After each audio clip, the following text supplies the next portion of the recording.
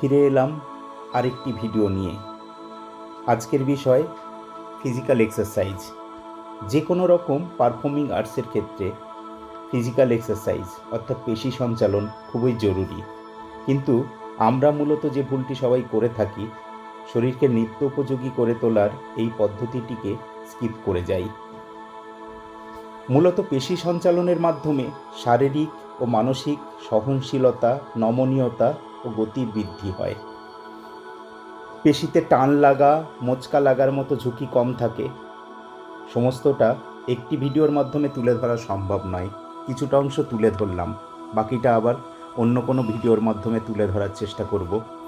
সকলের উদ্দেশ্যে এটুকুই বলবো, নিজেদের শারীরিক সুরক্ষার জন্য নিত্য শুরুর পূর্বে ফ্রি হ্যান্ড এক্সারসাইজ ভীষণ জরুরি। আজ এটুকুই, দেখা হবে পরের ভিডিওতে।